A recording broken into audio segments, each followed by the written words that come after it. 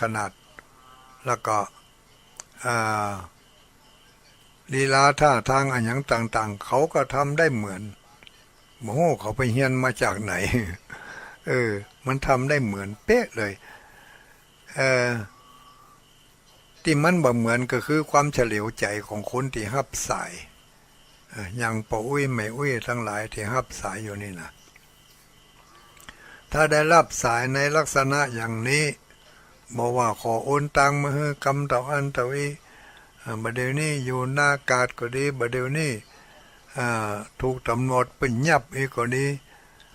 ยับเพราะว่าขับรถโดยความประมาทเอารถไปเฉียวเปิ้นตายละแม่ลูกจะตายเพราะว่าบ่เคยกำเตือนบัดเดี๋ยวนี้ตำรวจรอท่าอยู่เนี่ยไอ้น่ะขอแม่โอนตังให้เปิ้นกำเตอเปิ้นจะปรับ20,000น่ะแต่ลูกต่อเปิ้นได้5,000เนี่ยขอแม่โอนมาให้กำเนิด5,000ขอให้โอนเข้าบัญชีของตำรวจเลยเนอะมันต้องโอนเข้าบัญชีของลูกมันอย่างนี้เลยนะเพราะว่าถ้าโอนเข้าบัญชีของลูกจะต้องโอนเข้าไปให้เปิ้นกำมันจะจ้าไปเขามีเทคนิคหลายอันหลายอย่างเอามาหล่อเขาแล้วทีนี้ถ้าเราได้รับเคสหรือว่าได้รับโทรศัพท์ในลักษณะนี้อยากให้เขาตกอกตกใจในฐานะที่เขาเป็นชาวพุทธ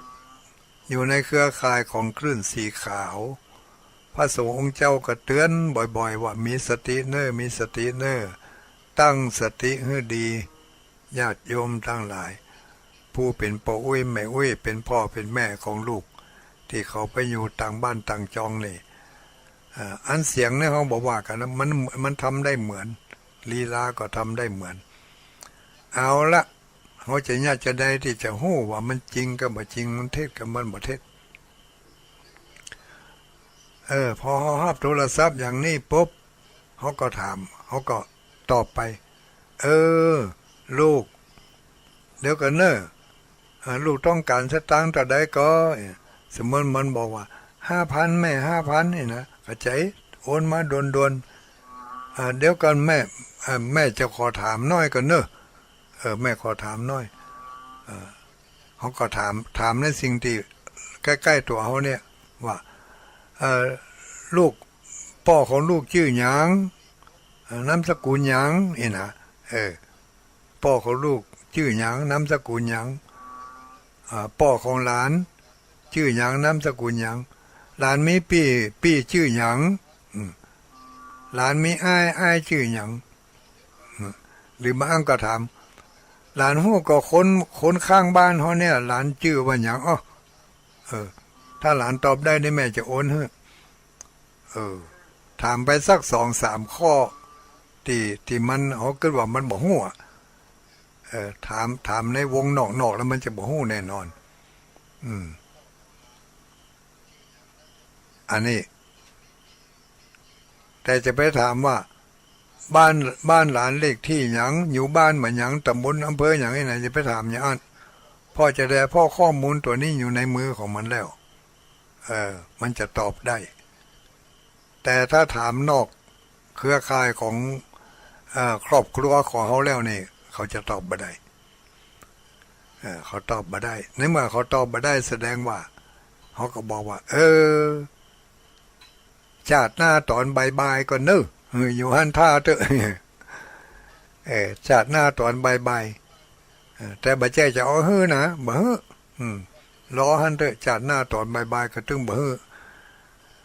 อันเนี้ยคือเขาตั้งคำถามที่รอบตัวเขาคิดว่าเขาบ่ฮู้แต่จะไปตั้งคำถามในข้อมูลที่เป็นทั้งเอกสารบัตรประชาชนแม่ชื่อหยังบัตรประชาชนพ่อชื่อหยังยังไม่ได้ละเพราะอย่างเพราะเขาอยู่กำไว้แล้วมาเดี๋ยวนี้ข้อมูลต่างๆเหล่านี้เป็นข้อมูลของบัตรประชาชนก็ดีบัตรธนาคารก็ดีนี่อยู่ในมือของมิจฉาชีพนี่นักบอกว่าเป็นภัยพ่องแล้วมันไปอยู่ในปุ่นคนใดมีสตางค์ฝากไว้บางทีเงินเดือนเงินดาวคนเฒ่าเป็นออกมาอุตส่าห์เก็บไว้ บันแนมกินบันแนมใจอีนะเนาะเอาไว้ทำบุญทำทานเนี่ยถ้าไปทำบุญทำทานที่มันถูกต้องตามลักษณะมีหลักมีฐานมั่นคงแต่อันนี้ก็น่าเชื่อได้นะอย่างเดี๋ยวนี้อย่างถ้าอาจารย์มหาสมชาติประชาสัมพันธ์นี่งานอะไรอย่างต่างๆส่วนมากแล้วก็บางคนบางท่านก็ฝากไปที่ท่านอาจารย์มหาสมชาติเอาเข้าบัญชีของท่านเลยอันนี้ก็ถ้ามันบ่ซ่อนแผนเข้ามาเนี่ยก็บ่มีปัญหาอย่างนะถ้าเกิดมันซ่อนแผนเข้ามาก็อีกอยู่เนอะแต่ก็สตางค์บ่นักอีกอันสตางค์นี่เขาบริจาคไปนี่มันบ่นักอ่ะแต่ที่อยู่ในธนาคารนั่นก็มันจะบ่เหลือให้เขาอ่ะเนาะอันนี้ก็ให้เราระมัดระวังมีสติก่อนที่จะสตาร์ทลายตะกี้ลายสมมติว่าลายที่ว่าขอส่งสตางค์มาให้ลูกกำบัดเดนี่ลูกมีปัญหาอย่างอันอย่างอี้นะลูกมีปัญหาที่จะเอาใจให้จราจรนะเนาะสมมุตินะพอเปิดรออยู่นี่ละเขาก็ปฏิเสธเขาบอกปฏิเสธเถอะบอกว่าได้ลูกเฮ้ยเดี๋ยวขอรอกำเหมือนเดิมแม่จะไปถามเอาที่ฮันที่นี่อีกก็ได้ถือโทรศัพท์ในกำอีกก็ได้ทีนี้ทางที่ดีเขาโทรไปหาลูกเขาแต่นะ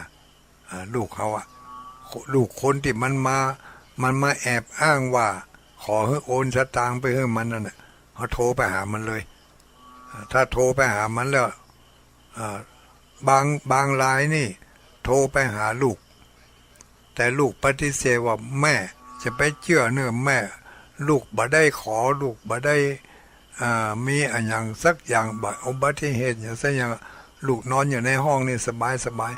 เพราะฉะนั้นแม่อย่าใจอ่อนอย่าไปโอนให้มันนายลูกมันก็ตอบมาอย่างนี้ทันทีทันใดแล้วพอเขาได้รับปลายสายจากลูกเขายืนยันมาว่าไม่จริงเขาก็ปิดเครื่องนั่นไปปิดไปเลยปิดโทรศัพท์ไปเลยไม่ต้องไปต่อความยาวสาวความยืดอะไรอย่างเขาบอกว่าจะมาในลักษณะใดถ้ามันโทรเข้ามาถึงมันโทรเข้ามาว่า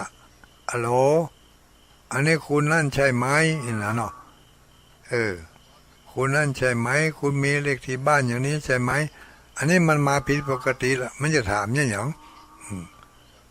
ปิดเครื่องไปเลยไม่ต้องไปต่อความยาวสาวความยืดปิดเครื่องไปเลย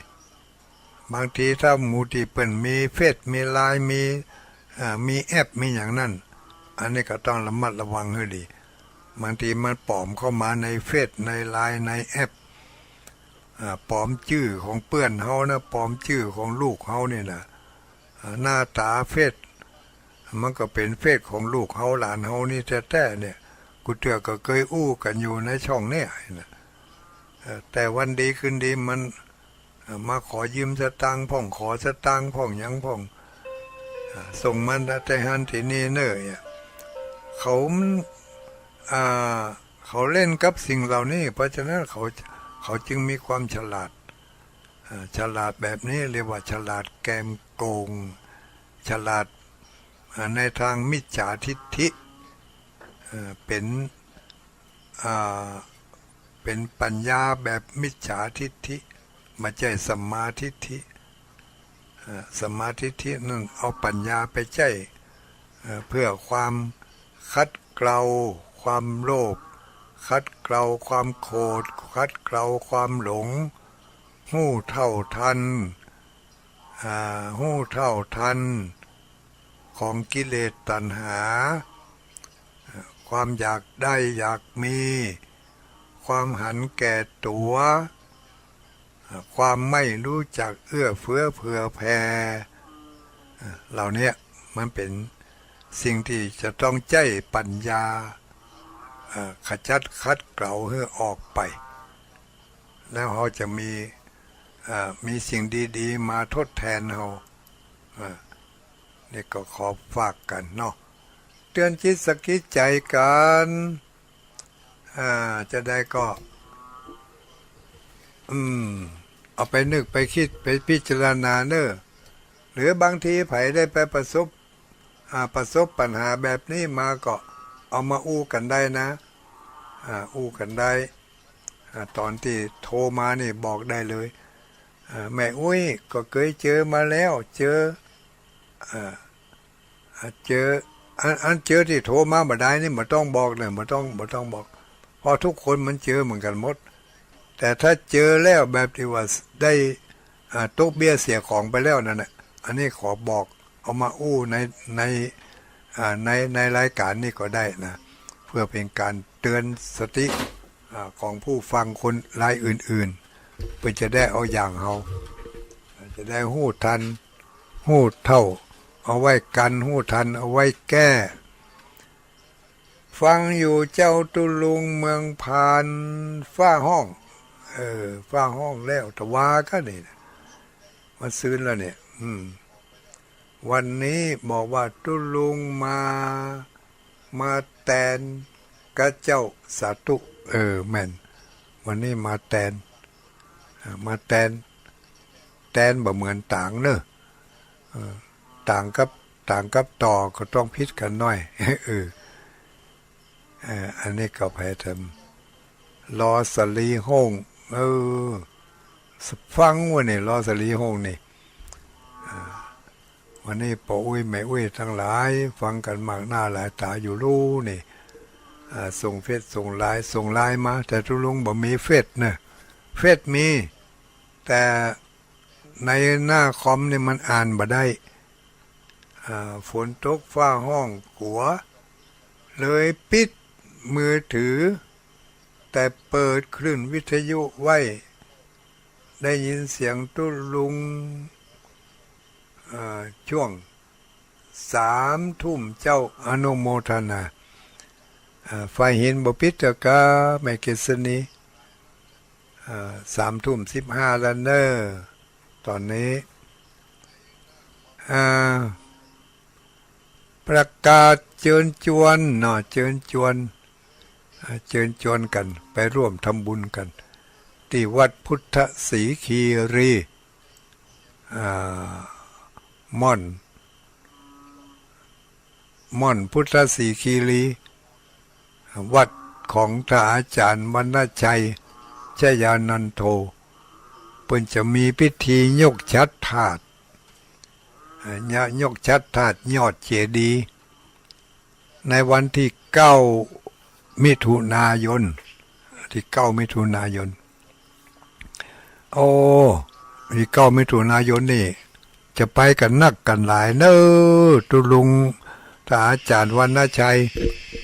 ถ้าฟังอยู่ก็เตรียมสถานที่จอดรถให้ดีเนอะเพิ่นจะไปกันนักกันหลายเวียงปะเป้านี่กี่กันหาแม่จิรพันธ์ป้าสีดาเอาป้าสีดาแม่จิรพันธ์ป้าสีดาไผก็ได้ตอบมาเวียงปะเป้าที่จะไปวันที่9เนี่ยมาเดี๋ยวนี้ได้รถกี่กันแล้วพรศิริได้รถกี่กันแล้วแจ้งมากำเนิดเพื่อว่าจะมีคนไปตัวจะได้ซ่อรถได้ตันเข้าจีแล้วว่าได้เข้าจีไปก่อเข้าจีม่อนจอมพอลังกาบ้านเป็นอยู่บ้านลังกาก็ไปในทีมงานของบ้านลังกาจอมพอเนาะก็เขาจีคงจะไปนะเขาจีนะเปิ้นติดอกติดใจเด้อ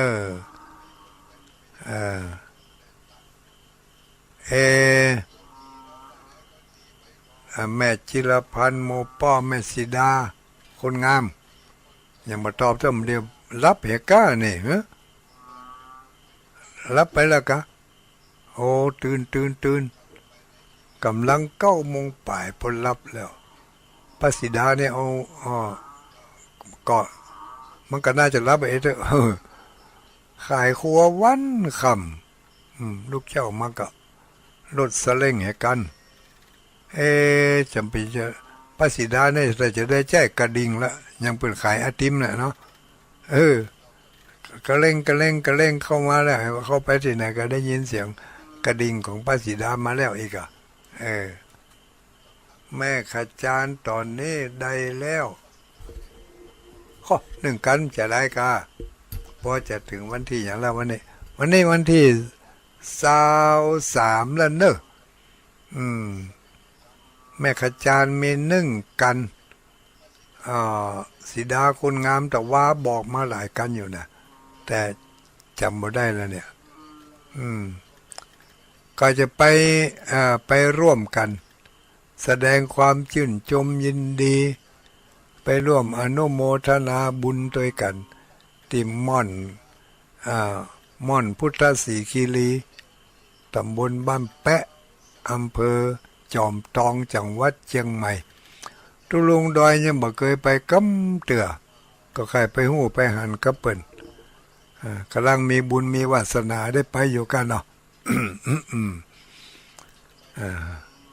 พรสิริหายแซบถ้าจะรับเหมือนกันแล้วนี่อันนี้ก็แม่ก้าลูกเจ้าจำเป็นต้องรับเจ้าลูกเจ้ามา3 โมง 4 โมงไปแล้วแม่อุ้ยอย่างก็แม่อุ้ยจันบดายปางยิ้ว อันนี้ก็แม่ก้ารับดึกบดายก้านี่รับไปแล้วหุ่มหูฟังใครฟังก็ใครฟังใครรับก็ใครรับแม่จิรพันธ์2 กันป้าพร2 กันหนองยาว2 กันเจ้าในนามคลื่นสีขาวของเวียงป่าเป้าคลื่นสีขาวจากเวียงป่าเป้าแม่ขจาร2 กันหัวเวียง2 กันแล้วก็หนองยาว2 กันบ้านสันเราว่าจะได้บ้านสันแม่อุ้ยตุนไปได้อยู่กว่าจ้ะอันนี้ของของป้าสีดาแจ้งมาเนี่ยอันนี้ไผ่โทรมาจะแจ้งจำนวนรถก็ว่าจะได้เจริญพรได้ได้กี่การ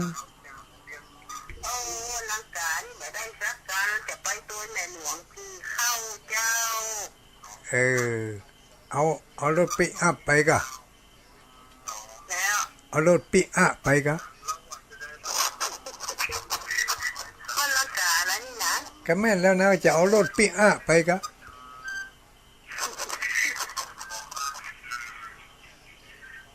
วันนั้น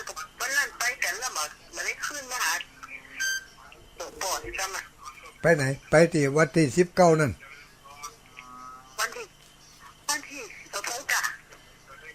วันที่19เอามาก่อนวันที่เจ้าวัดกันผู้สูงที่แม่หลวงว่าจะไปไงเจ้าแม่หลวงว่าจะไปแล้วก็เอารถอะไรไป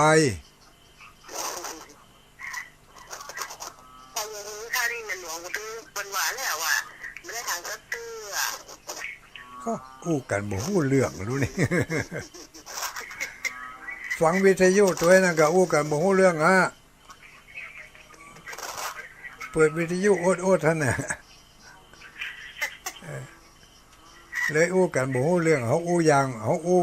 อู้ซ่ามันอู้ก๋วยนี่ เปิ้นอู้จำมันไปอู้คล้องแฮะ ตกลง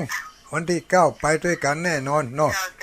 วันที่9ไปด้วยกันเนาะได้เลยสาธุ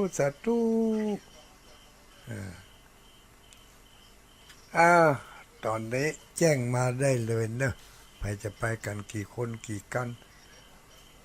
ตั้งวังเหนือว่าได้ไปด้วยเปิ้นกอนี่ วันที่เก้าวันนี้วันที่23แล้วนะยังเมื่อกี่วันแล้วนะวันที่23อันนี้ไผเอ่ยสาธุทำพระครูท่านสาธุ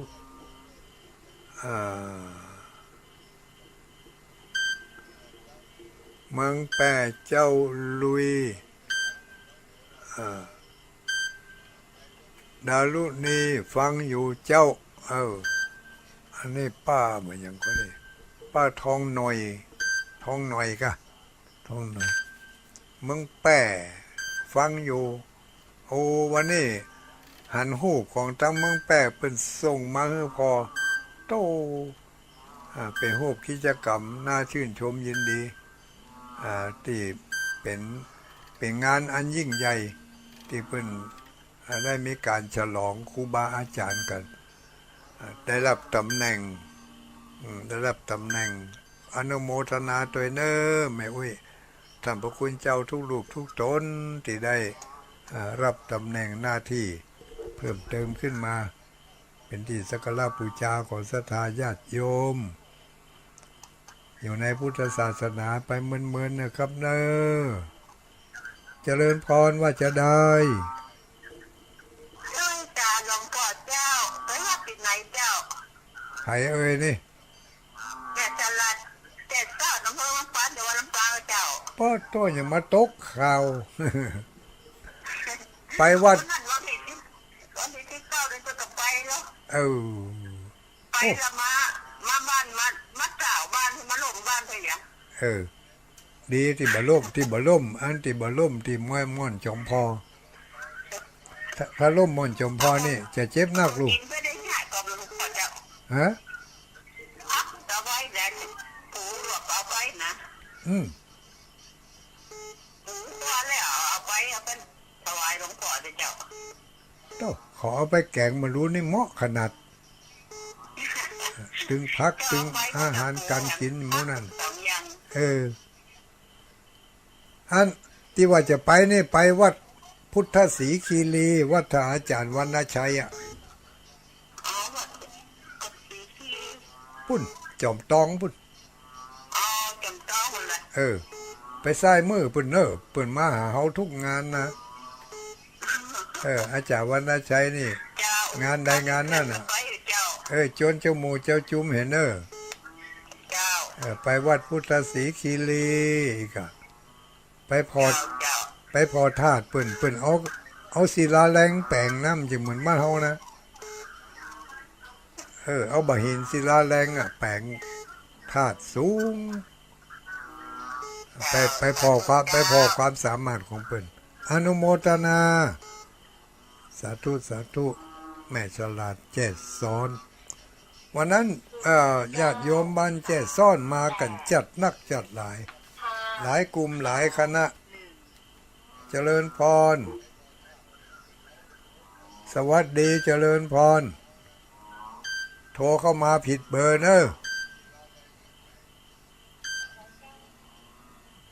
ไผเอ่ยฮะยายตูนเข้ามาผิดเบอร์ได้ไปก่อนได้กี่คนได้กี่กัน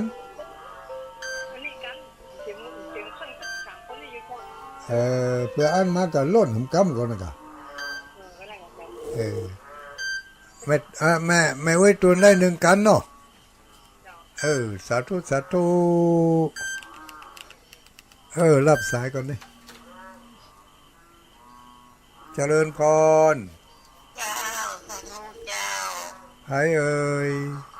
น้องเวียงหนองเจ้าเวียงหนองลองลำปูนเนาะเจ้าบ้านตาจังเจ้าบ้านตาจังเวียงหนองล่องลำพูนได้กี่กันได้รถกี่กันรถไปไหนเจ้านั่นตกข่าวทำร้ายเนาะ ไปวัดสนคีรีเจ้าไปวัดพุทธศรีคีรีไปกับเจ้าวัดอาจารย์วรรณชัยเจ้าก้อยเจ้านั่นกันนะก้อยฮะน่ะ อันนี้เปิ้นก้อยก้อยอ่ะ อันนี้มันก้อยก้อยเจ้า ก้อยฮะน่ะเนาะ เจ้า สั จั ก บตองกระเบียนของเรา นั่นกะคนหลายปิ้งมาได้นี่ เจ้า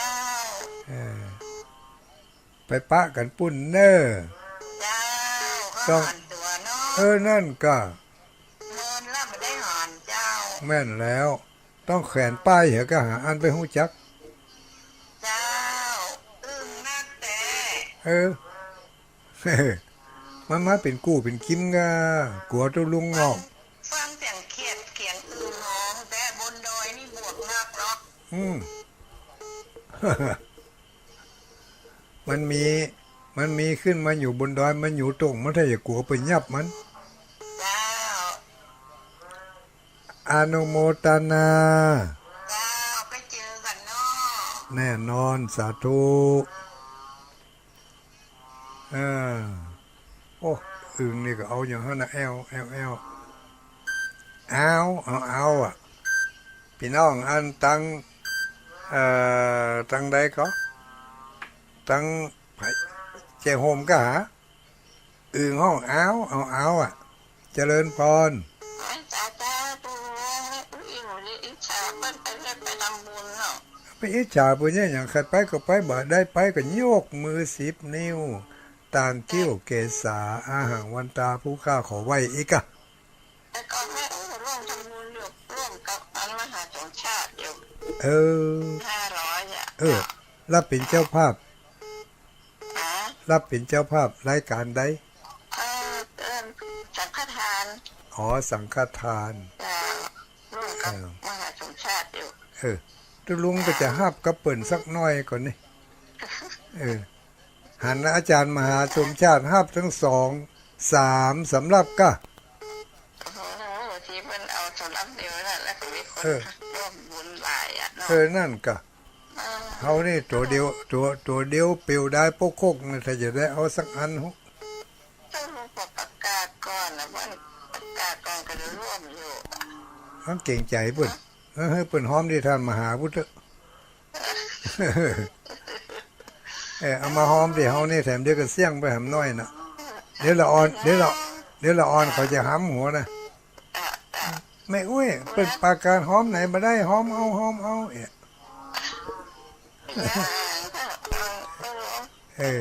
บุญกับมันเป็นไปอย่างนั้นเนาะ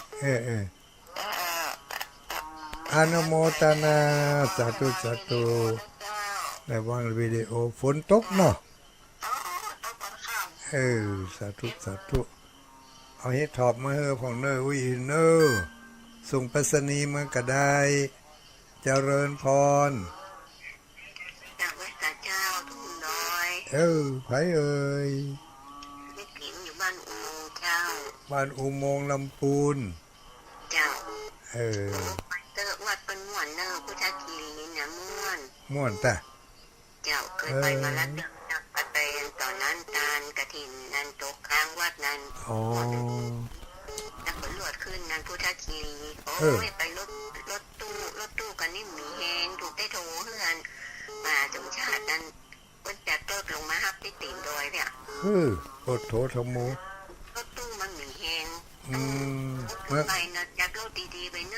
อมันจะรถวิ่งตั้งดอยเนาะเอารถวิ่งตั้งเรียบไปไว้ขึ้นดอยเนาะเจ้ารถกันหลับนะมาก็ที่เป็นต่างกันหลับนั่นนะมันปิดนับเจ้าเอารถต่างกันลำมาฮับไปเลยรถดุขึ้นไปได้ก็จะได้เบอร์โทรท่านมาสมชาติมีเนาะ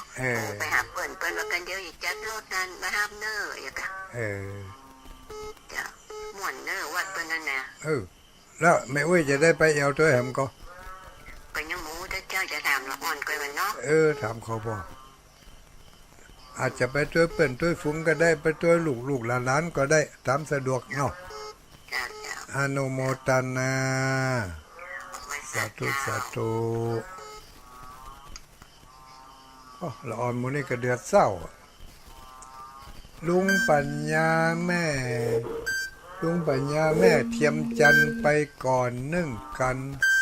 5 คนไปวันที่7เจ้า นี่ลุงปัญญาแม่เทียมจันทร์บ้านสมังเขตจะไปก่อน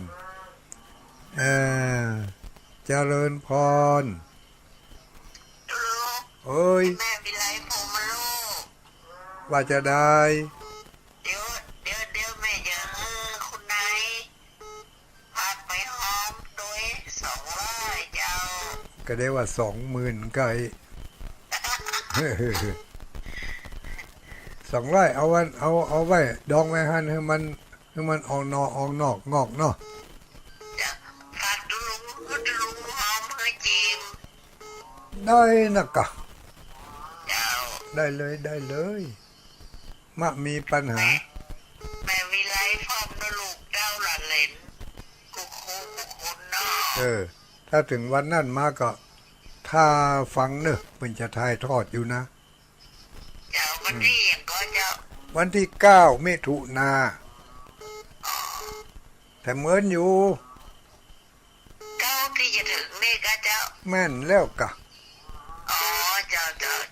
วันถ้าจากวันที่29ถึงวันที่9ก็10วันนะลูกเนาะ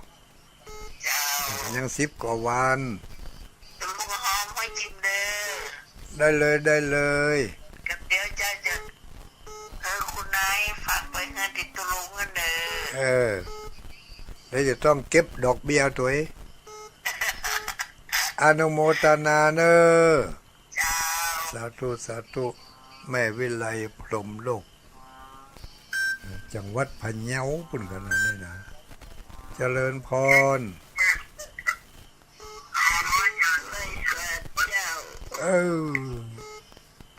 ลูกไหนมานี่เมาขี้หูขี้ตานี่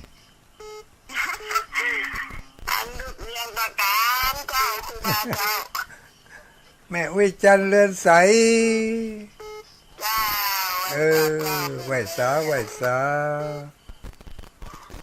วันนั้นปิกถึงบ้านค่ำก็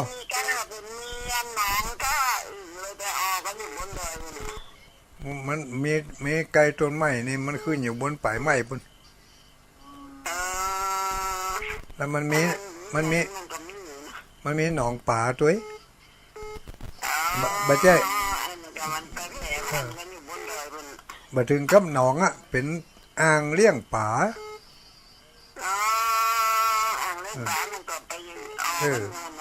มันมีเอาพักตบสวาพ่องเอาหยังพ่องไว้หั่นเสียมันน้ำยังหั่นเอกะนี่น้ำอยู่น้อยนั่นมันหายไปหลายปีรู้เนาะเมื่อก่อนก็มีหั่นเตือพุทโธถูกได้บอกให้มันยั่งอ่ะมันรบกวนเปิ้นแม่มันอยู่กลางตรงก็บ่ปลอดภัยก็เดี๋ยวหมู่มิจฉาชีพจะยับหมดก็นั่นอนุโมทนาเนอแม่อุ้ยจันสาธุแม่นแล้วทุกต้องเลยรับดีฝันดีไหวสาแม่อุ้ยเดือนเพ็ญทิมวางแม่อุ้ยจันเลือนใสโอ้นี่เพิ่นตื้อไปด้วยกันลูกไปไหนวันนั้นก็มาวัดม่อนจอมพอนี่เจริญพรใครเอ่ยแม่สิกุลจันทุนาบ้านหนองล่องอ๋อ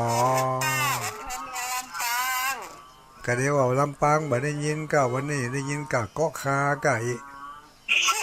ข้ามไปได้อยู่แหละเนี่ยข้ามไปเกาะคาบุญอยู่น่ะข้ามไปเกาะขาพุ่น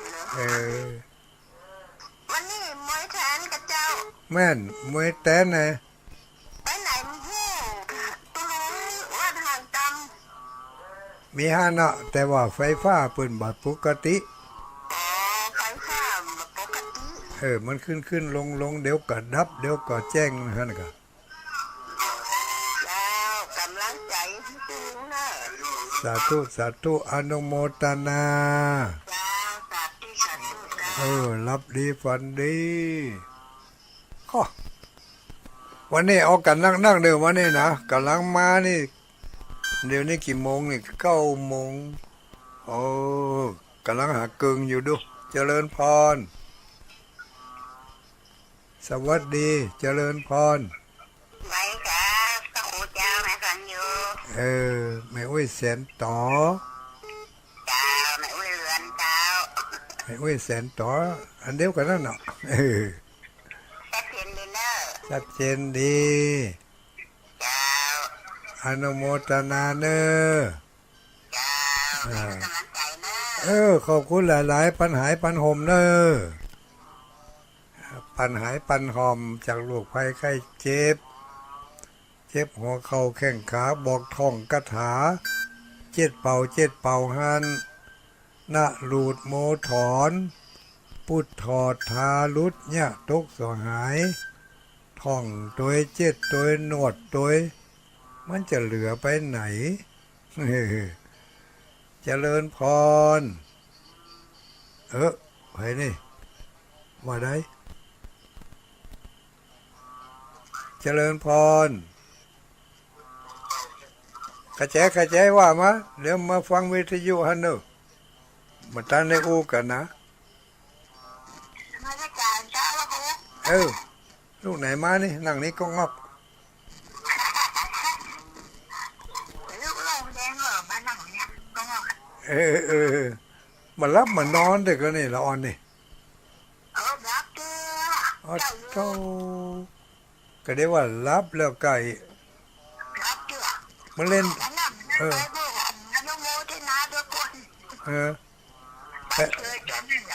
ไปเล่นตะล่างกำลังขึ้นมานี่ก็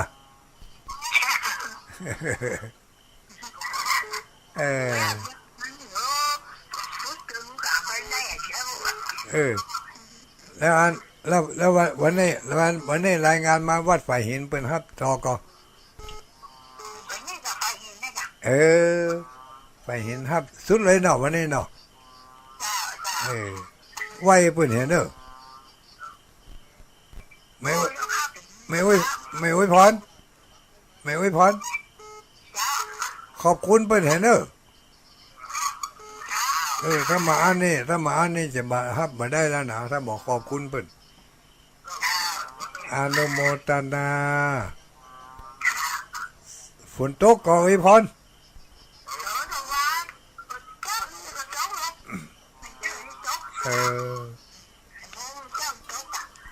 เฮ็ดทอบลู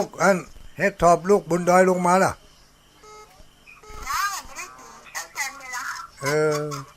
ก็เดี๋ยวไหลตัวน้ำไม่อ่อนมา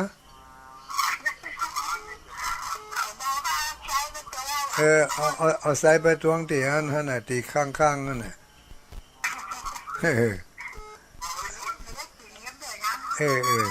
โอ้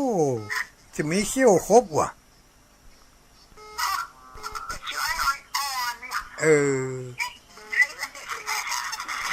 บอกหมอกมันหมาบลื้นเอากันเนาะ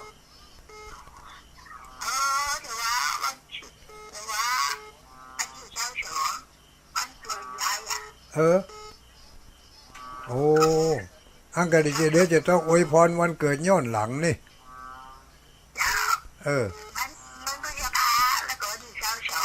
ที่22 พฤษภาคมปีนี้ตรงกับวันวิสาขะพอดีเนาะวันวิสาขะนี่พระพุทธเจ้าเพิ่นก็เกิดวันนั้นลูกโอ้ไม่อุ้ยไม่อุ้ยพรก็เกิดวันที่22ปัญโจกปัญใจให้ไม่อุ้ยพรมีอายุวันหน้าสุขภาละร่างกายสมบูรณ์แข็งแรงจะไปมีโรคภัยไข้เจ็บมาเบียดเบียนเนอะถูกสายต่อไปโอ้บ่ได้บอกเบอร์กำเตือเนี่ย0932722499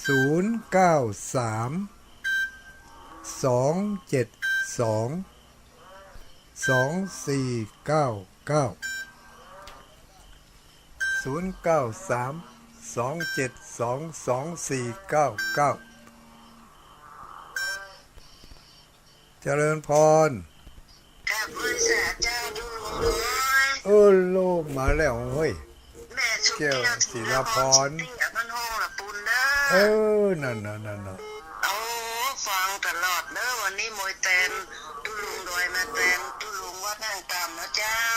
แม่นแล้วลุงอันวัดม่อน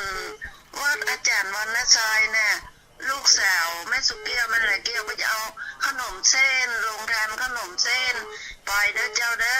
อบอกเขามาเอาไปหลายๆวาหน่อยเนอะเอาไปนักแต่เจ้าเอาไปพุ่นน่ะเป็น10 วา20 วาพุ่นน่ะเจ้าเปิ้นจะขึ้นไปวันที่8ไปเตรียมตั๋วไว้ท่าเนาะมันจะมาได้แปะกันวันที่9แต่แม่นกะเจ้าวันเปิ้นดาวันที่8นะเจ้าแม่นแล้ววันดาก็คนนักอยู่เจ้าตุลุงโดยชัดเจนดีเด้ออนุโมทนาสาธุไว้สาได้ยินเสียงอึ่งง้อมาตุลุงแก้วเจ้าแม่นแล้วสมัยตุลุงแก้วจัดโดยนั่นกะอย่างเอียเจ้าฟังไปเดี๋ยวจะบอกให้ตุลุงแก้วมาแอวหาสักกรรมสาธุศรัทธาญาติโยมเฮาทั้งหลายเนอะถึง0932722499นี่ขออนุโมทนาเนอะปออกที่อันบริจาคค่าน้ำค่าไฟมาเดือนละเท่าไหร่ก็309กับวัน109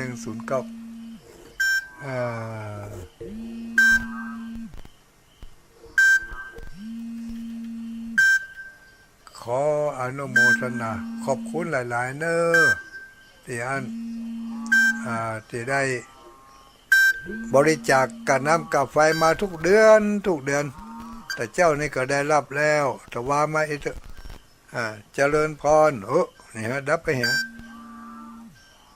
เจริญพรการไอ้สาเจ้าเป็นจะได้พ่องฝนตกหรือยังทางเมืองปานเจ้าที่เขาออกเป็นบ้านเต็มเจ้าไปอันเต้นได้ก็เล่นได้กินก็เปิ่นนั่นแล้วไปอยู่อย่างนั้นมันได้ไปหอนอย่างเดียวชิบแข่งชิบขายข้าวยาเส้นก็จะเต่าล่ะโอ้โหเท่าเท่าจ้ะคนน่ะถ้าเขากินไก่ว่าเขาจะขายฮอกท่ากินมันรู้ดีกว่าเนาะเจ้าถ้ากินมันแก่ๆกันเนาะแม่นเจ้าข้าน้ำแหนมดหรอกะข้าน้ำแหนมดหรอกะไปเสี่ยงง่ายๆวะอยู่ในตู้เย็นอยู่มี2-3คนเนาะแล้วก็มันจะเอาไปเลี้ยงลงทานมันมีให้จุยเขาว่าทุลุงหมดแต่นั่นก็ที่แรกก็จะตอกเลี้ยงอีกเนาะเจ้ามันไป2-3คนมันมีไปซ้ำเอาจะมาเอาหมูทั้งเพ่ก็เต็มมื้อเนาะคงทานไปเลิกไปเตเนาะก็พอจะมีอยู่ห้องนี้เด้อเจ้าแต่ว่านี่ไผหมอไอ้ไก่น่ะจะเอาอันกาไม่ยังมันไปยังนะเขาไปถึงปุ่นกะเจ้าวันน่ะเจ้าสั่งอย่าวันหลานได้ถ้าผมไปผมจะไปแบ่งเงยอีกนะมายองนี่ฮกกาแต่ว่าไปแต่พี่นี้จะสอนอยู่ไผมาใจดีอันลำเหลือไก่น่ะกะไก่ที่หลานลุงน่ะกะไก่รวดเอาลงไปให้ลุ่มมันกะ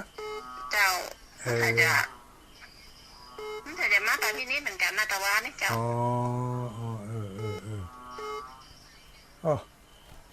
ลงลูกแจมลงไปบ่จะใกล้รุ่นน่ะเนาะลูกที่สอนมันนี่มันกำใจไก่ก็มันก็มาแต่พี่นี้น่ะกับมันหลวดมาเจ้าเป็นทรงน้ำพระธาตุแต่ละวะเป็นทรงน้ำพระธาตุเดือน8เป็งเจ้าอันนี้พวกนี้กะเนี่ยกับวัดได้ตรงคำเนี่ยกะเจ้าการ จะโอนตังไปให้หาสมศาสตร์ป้อเปิ่นจะเอาสังตานอกเนี่ยแม่นเจ้าวันนั้นเจ้าก็ไปหมดได้ปะเกียนขนาดไปวันนี้ตอนไปตัดต้านเจริญก็ไปปีกับมาอย่างเก่าแต่วันนั้นไปกับมาอย่างเก่าซ่องแกเอาถวายอาจารย์มันใส่เดี๋ยวบอกอันบอกให้ตุลุงมาตุลุงจะออกแตนบอกขึ้นมาจนสาบกันแล้วบอกไว้แล้วเจ้าเดี๋ยวอนุโมทนาถุยเจ้าสาธุเจ้ารับดีฝันดีเนอะสาธุฟังอยู่เนอะแม่จีนแม่ขจารบ้านแม่ขจารไปตัวป้าจิรพรเนอะจิรพันเนอะแม่ขจารนะป้าจีนฟังอยู่เนอะวันที่เก้าไปตัวป้าจิรพันเนอะเจริญพรใครเอ่ยวันนั้นวันที่มันจำถ้าจำผิดนะวันที่15นั้นตัวลุงตอนที่ตัวลุงออกลุงวันที่15วันเป็นวันลุงหลวงวันเข้าของนะที่ตัวลุงบอกว่าทำบุญนี่ดีไม่ใช่ว่าทำพิธีอย่างอื่นและบุญนักบุญหลายอ่ะไม่ไปทำมันจะเป็นอย่างด้าคดีนะแกว่าเดิมมันได้โทรถามเจ้ากรรมมาจากเดี๋ยวตั้งคำถามทำไมหรอนี่วันนั้นเนาะไม่ไปด่านเจ้าเนี่ยไปด่านเฮือนประดานสังฆทานให้เจ้ากรรมในเวรเป็นวันที่15มีนานะ15มีนาแต่มันเป็นวันหลวงและวันก็ของตัวลุงออกบอกมาว่าโอ้ดีเนอะวันถูกนะเป็นวันเข้ากองเนี่ยถ้าทำบุญนี่นะถ้าแต่งเป็นพิธีอย่างอื่นนี่แบบนี้ก็ทำบุญนี่มันเป็นอย่างลุงว่าเนาะวันนี้แม่ไปทำบุญเกิดขึ้นอย่างว่าจะดีเลยเราไม่ได้ถามตุลุงวันนั้นโทรอันเป็นแม่ถามตุลุงไม่ได้ถามตุลุงสักคำเลยนะไปทำเลยมันเป็นอย่างด้านไม่เป็นอย่างวะวันรวมหลวงซ้ำดีกะน่าจะรู้ว่าวันรวมหลวงซ้ำดีไปทำบุญเหมือนว่าทำพิธีอย่างอื่นแม่นถ้าเอาไปทำหาเจ้ากรรมในเวรอย่างการสังฆทานการอย่างการพ่อละอ่อนตุยจ้ะเป็นอย่างถ้ามันลมหลวงเลยถ้าเขาทำดีก็จะลมไปนะตั้งที่ดีนักขึ้นซ่อนกัน2 เตือ3 เตือกันเนาะการสังฆทานการผ้าไตรผ้าอย่างนี้นะได้เลยวันนั้นเจ้าวันโทรหานี่ไม่ใช่เบอร์โทรส่วนตัวเนาะอันนี้เป็นเบอร์ที่สถานีถ้าบ่ได้อยู่ในสถานีบ่รับได้ยินวันนั้นไงอันเจ้าโทรนะโทรติดแต่บ่มีเห็นตู้ห้องแม่เพราะว่าบ่ได้อยู่นี่หรอกบางทีเอาไปทั้งดอกทั้งปากแฮ่เนาะไม่อุ้ยอย่างนี้ฟังตลอดเจ้ามันนี้ไม่ได้โทรจะส่งเตือนนี่ไม่อุ้ยอย่างแม่อยู่เป๊ะอยู่วันอย่างก็ลืมไปแล้วโอ้โหก็เดี๋ยวลืมบ้านตัวเก่าเองไม่แซ่จดแล้วนะสาธุน้องผักขาวนี่ต้องถามท่านพระครูสถิต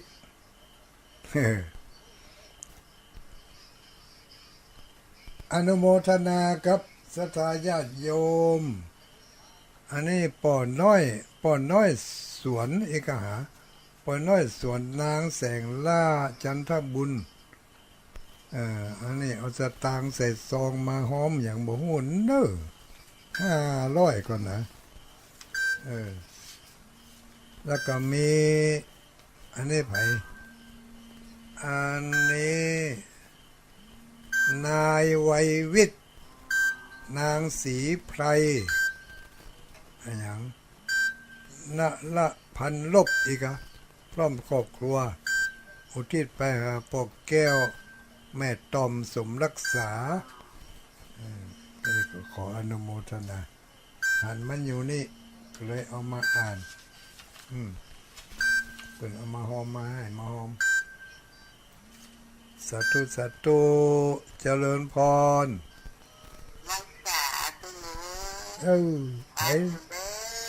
ไผนี่ไผยังบ่รับมานอน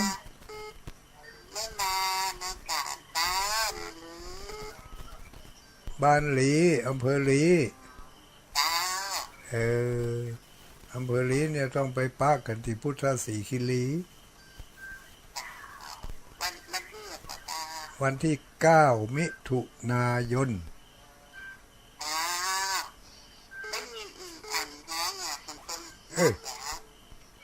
ก็ฝนมันตกไปกำลังตกมาใน25 ปลายก็หา25 กึ่ง25 กึ่งก็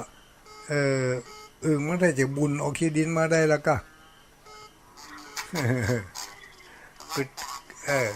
สาธุสาธุ0932722499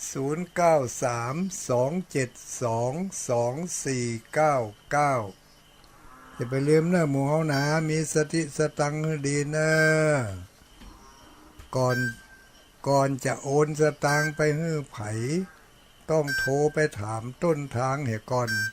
มันแม่นแต่ก็บ่แม่นแต่บางทีมันทำเสียงเหมือนโทรมาอย่าให้ตกอกตกใจ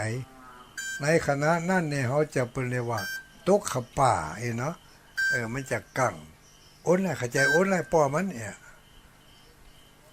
เจริญพร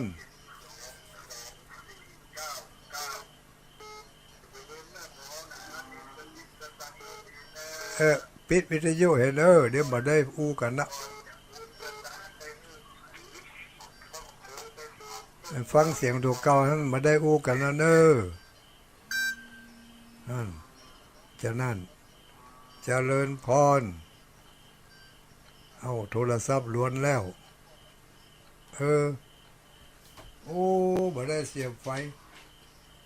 ลังไฟหมดเหรอก็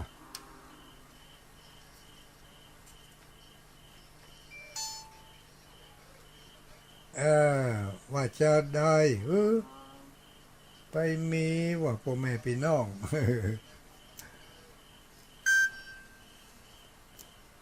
ได้อยู่เจริญพรลูกไหนมา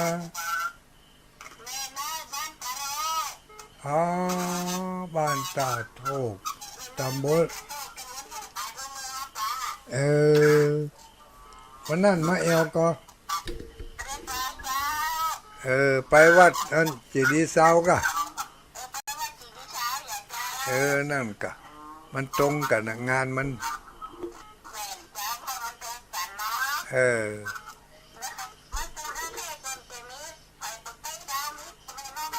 ฮะ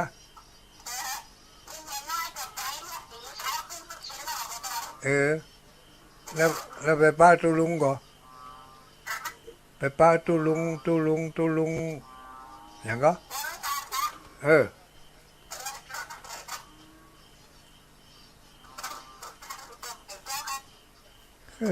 นี่เสียงโครโคคักกระเดียวอยู่ในคีเปอร์บุญไก่ฮะนั่นเตออนุโมทนาขอบคุณหลายๆหมดเวลาหมดสาธุไผ่หูมาแอลนี่ลองฟังพอเหรอไผ่หูมาแอลสถานีนี่ลองฟังพอเหรออันไหนเพิ่นก็มีขั้นตอนของเพิ่นหรอกก่อนที่จะอันนี้เสร็จเรียบร้อยทุกเจ้าเพิ่นเทศแล้วไอ้เนาะทุกเจ้าเทศเสร็จเรียบร้อยแล้วก็ผู้จารย์จะถือโอกาสสุมาโคตานเนาะสุมาโคตานเรียบร้อยก็มีการเจิญเทวบุตรเทวดาโยสันนิสิโนนั่นนะโยสันนิสิโนสมผลบุญได้เจิญเทวบุตรเทวดาแล้วก็เป็นการโอกาสเว้นกุศลผลบุญใดที่ช่วยกันได้กระทำบำเพ็ญมาขอพระนาบุญอันนั้นได้ปกปักรักษาดลบันดาลให้ญาติโยมผ ผู้มีบุญทั้งหลายได้มีบุญเพิ่มเติมยิ่งขึ้นไปขอบุญกุศลปกห่มคุ้มงำเมื่อได้อยู่รอดปลอดภัยจากพยาอันตรายทั้งหลายทั้งปวงที่หิอาก้าขายธรรมาการอันใดอยู่ก็ขอให้ภารกิจการงานนั้นจงเจริญรุ่งเรืองยิ่งขึ้นไปขอให้ได้พ้นจากทุกข์จากโศกจากโรคจากภัยจากไข้จากเมื่อยทุกประการทุกคนทุกท่านเหมือนกันนั่นจุงจักมีเตียงแต่ดีหลีจิมแดเตอจัตตาโรธรรมาวทันติอายุวันโนสุขังปะลัง